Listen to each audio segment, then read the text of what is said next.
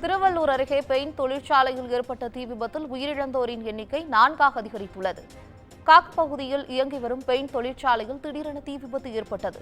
இந்த தீ விபத்தில் 2 பேர் உயிரிழந்ததை அடுத்து ஒருவர் படுகாயங்களுடன் மீட்கப்பட்டு மருத்துவமனையில் சிகிச்சை பெற்று வருகிறார். இதையடுத்து தீயணைப்பு படையினர் தொடர்ந்து மீட்புப் பணியில் ஈடுபட்டதில் மேலும் 2 பேரின் உடல்கள் கருகிய நிலையில் மீட்கப்பட்டுள்ளது.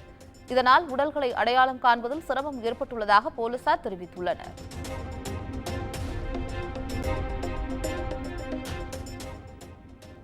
சிவகங்கை மாவட்டம் கல்லல் அருகே இரு தரப்பினரிடையே ஏற்பட்ட மோதலில் ஒருவருக்கு கண் பாதிப்படைந்து கண் விழியை அகற்றியுள்ளனர். கல்லல் பகுதியைச் சேர்ந்த ராஜேஷ் கண்ணன் என்பவருக்கும் திருத்திப்பட்டி கிராமத்தைச் சேர்ந்த ராபின் தரப்பினருக்கும் இடையே தகராறு ஏற்பட்டுள்ளது. இதில் ராபின் தரப்பினர் ராஜேஷ் கண்ணனை கம்பால் தாக்கியதில் கண்ணில் பலத்த காயம் ஏற்பட்டுள்ளது. இதையடுத்து மருத்துவமனையில் சிகிச்சைக்காக அனுமதிக்கப்பட்ட ராஜேஷ் கண்ணனுக்கு கண்ணை அகற்றி மருத்துவர்கள் சிகிச்சை மேற்கொண்டனர்.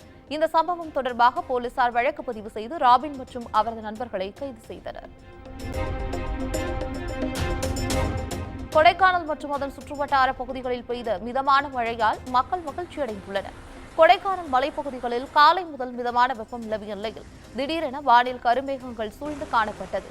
இதையடுத்து பெருமாள்மலை, அப்சர்வேட்டரி, அண்ணா சாலை, ஏரி சாலை உள்ளிட்ட பல்வேறு பகுதிகளில் சுமார் 1 மணி நேரத்திற்கும் மேலாக மிதமான மழை பெய்தது. இந்த நிலையில் வெப்பம் தணிந்து குளிர்ச்சியான சூழல் நிலவுவதால் மக்கள் மகிழ்ச்சியடைந்துள்ளனர்.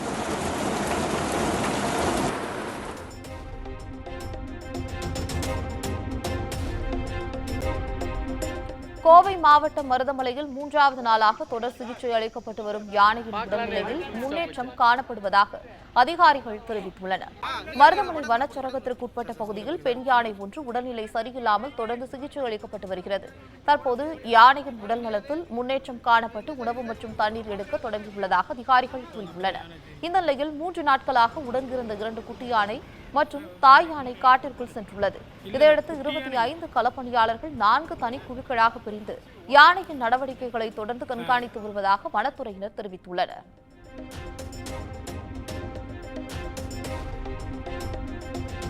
இளையராஜா இசையமைத்த பட தலைப்புகளை பின்னணியாக வைத்து இளையராஜாவின் ஓவியம் ஒன்றை திண்டுக்கல் மாவட்டம் பழனியைச் சேர்ந்த ஓவியர் அன்புச்செல்வன் வரைந்துள்ளார். அரசு பள்ளி பகுதி நேர ஓவிய ஆசிரியரான அன்புச்செல்வன் ஜூன் 3ஆம் தேதி இளையராஜாவின் 82வது பிறந்த நாளை முன்னிட்டு அவருக்கு சிறப்பு சேர்க்கும் வகையில் இந்த ஓவியத்தை உருவாக்கியுள்ளார்.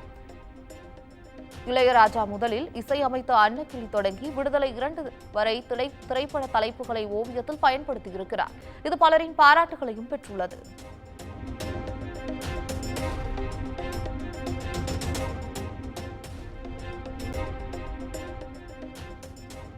தாடிக்கொம்பு பகுதியில் பேருந்து மீதும் காரும் மோதி விபத்துக்குள்ளான சிசிடிவி காட்சி வெளியாகி பரபரப்பை ஏற்படுத்தியுள்ளது. திண்டுக்கல் மாவட்டம் தாடிக்கொம்பு பகுதியில் பஞ்சாலை நிறுவனத்தின் பேருந்து ஒன்று தொழிலாளர்களை ஏற்றிச் சென்று கொண்டிருந்தது. அப்போது வளைவில் திரும்ப முயன்ற நிலையில் பேருந்து மீது பின்னால் வந்த வாகனம் மோதி விபத்துக்குள்ளானது. இதில் தொழிலாளர்கள் அதிர்ஷ்டவசமாக சிறு காயங்களுடன் உயிர் தப்பினர்.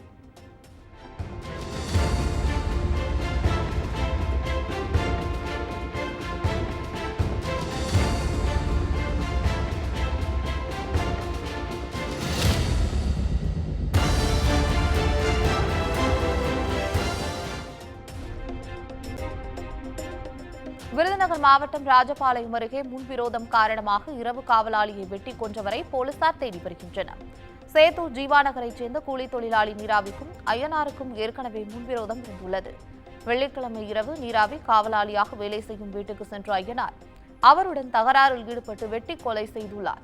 சம்பவம் குறித்த தகவலில் தளவாய்புரம் போலீசார் சடலத்தை கைப்பற்றி உடற்கூறாய்வுக்கு அனுப்பி வைத்து விசாரணை மேற்கொண்டு வருகின்றனர்.